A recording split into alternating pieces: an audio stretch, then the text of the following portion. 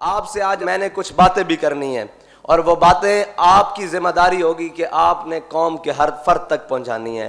وہ میری باتیں اس کیمرہ کے ذریعے یا اس آواز کے ذریعے جو ریکارڈ ہو رہی ہے یہ جہاں تک پہنچے ان کا کام ہے وہ باتیں پوری قوم کو جا کے سمجھائیں. ہاں اب ہم نے لچھے دار تقریروں میں آ کے کشمیر کی طرح مسئلہ بھول نہیں جانا.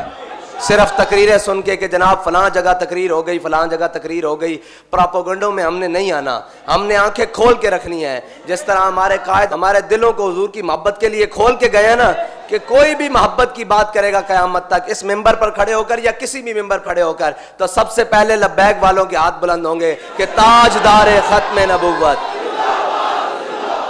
ہم نے تو یہ دیکھنا ہی نہیں کہ یہ چہرہ اور یہ بت کون کھڑا ہے, ہم نے دیکھنا ہے کہ بات کن کی کر رہا ہے. بات مالکوں کی ہو رہی ہے یا نہیں ہو رہی. جو ہو رہی ہے تو ہم نے ایسے دونوں ہاتھ بلند کر لینے ہیں اور اگر نہیں ہو رہی تو ہم نے اس کو ایک سبق سنانا ہے کہ انہیں جانا انہیں مانا نہ رکھا غیر سے کام. ہم تجھے غیر سمجھتے ہیں اس لیے کہ تو میرے آقا و مولا کی بات ہی نہیں کر رہا اور جو کوئی بات کرے گا ہم اس کے پیچھے ہاتھ باندھ کے کھڑے ہو جائیں گے. جو عملاً بھی کر کے دکھائے گا کہ میں حضور کی ناموس کے لیے یہ عمل کر رہا ہوں, یہ میں عملاً یہ چیز کر رہا ہوں, صرف باتوں سے نہیں بات بنے گی. باتوں سے استاد صاحب فرمائے تھے ہن گلاں نال کام بڑا اگے ود گیا. ہن کر کے وکھانا پے گا. فرماتے سن یہ گلاں اسی کافی دیر دے سنتے آ رہے ہیں, ساڈے قائد نے سانو ہر گل کر کے وکھائی تاں سا انہاں نوں منیا نا. کوئی ایک سوتر پیچھے کوئی ایک جناب بال برابر پیچھے ہٹن دی گل کیتی ہوئے بلکہ ہر کام نو اگے ود کے حضور دی محبت وچ پیش کیتا.